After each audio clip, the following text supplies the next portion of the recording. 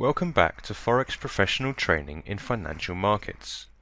In this session, we are going to introduce financial markets, trading types, and the advantages of using Forex. The first part of this session is related to the history of financial markets. History of financial markets. These markets were formed immediately after the first ever trade was made. With the rapid technological progress and industry expansion, the amount of imports and exports between countries has dramatically increased.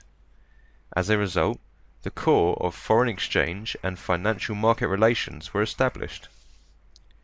The beginning of the computer age and the birth of the Internet led to the ever-increasing speed and ease of making these transactions. This made it a bigger business than ever.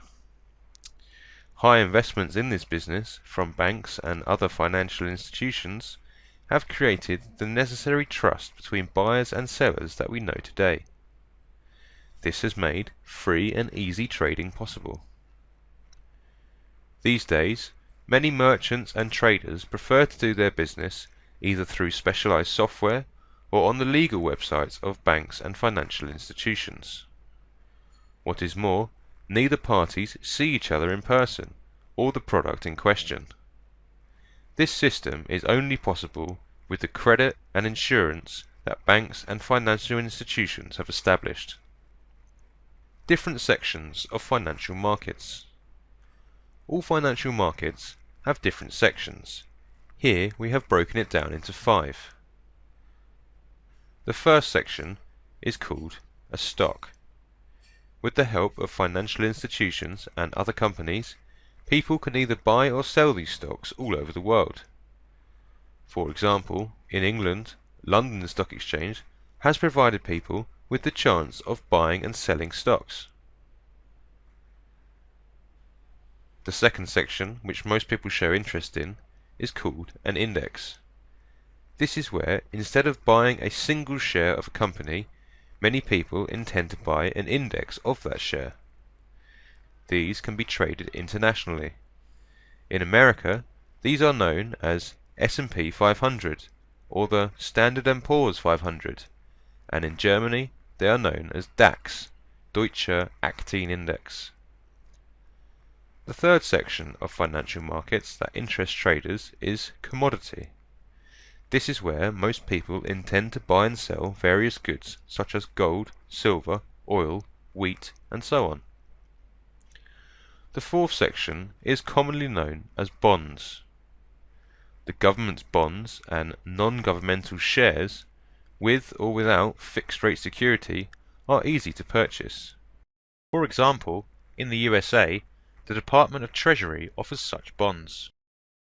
The fifth section is related to the foreign currency exchange and Forex. This is the largest part of the market. In this section, legal parties intend to buy and sell foreign currencies.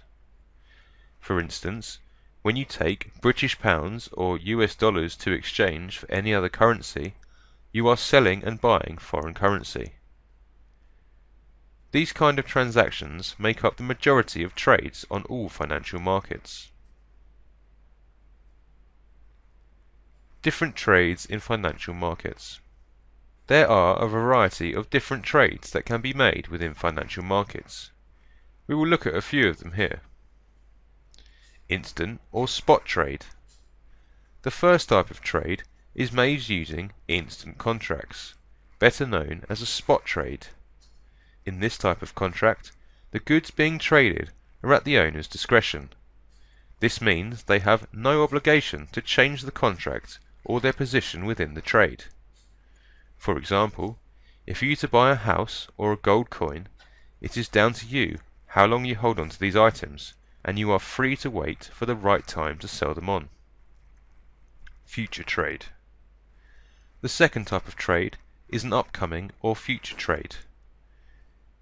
In these contracts, a fixed future date should be settled on by both parties, as an expiry date. These trades require the buyer to pay a certain amount as a deposit. If the expiry date is reached, then the owner must sell the given product, if it has not been sold yet. Option trade. The third type of trade is called an option trade. These are exactly the same as the future trades we just looked at, except that the agreed upcoming date of the trade can be changed. However, this can only be done if both parties agree on the change of date. The consequence of this increased flexibility is that these trades are more expensive to make. Forward trade. The fourth type of trade is about self-contract and is called a forward trade. In these trades, the buyer is required to pay the full amount up front and receive the goods on a future date. Advantages of using Forex in comparison to other markets. The next thing that we will talk about in this session are the benefits of using Forex trading market. The first benefit is that Forex is operational 24 hours a day. Since Forex is a global market, trading is continuous as long as there is a market open somewhere in the world. It is an interbank network which works day and night, meaning any party can make their trade at any time. The second benefit is that Forex market also enjoys the highest level of liquidity. There are always buyers and sellers in this market who make trades of any amount at any time. Trades are made in two ways in Forex. Traders can buy currency before its value rises, thus making profit, or sell currency before it drops, again deriving profit. This is an advantage that other markets do not offer. Therefore, there are many opportunities to make profit. The third benefit is that Forex allows you to use leverage. Leverage means traders can enter the market at a position that they think will bring them more profit, even if that position needs more funds than their trading account capital will allow. On the other hand, as its drawback, traders face higher amount of loss with less movement against prediction. Finally, the current growth in technology, any party can monitor their trades using internet on their smartphone. This shows once more that this is an ever-growing market. That concludes this session. Until next time and another session, take care.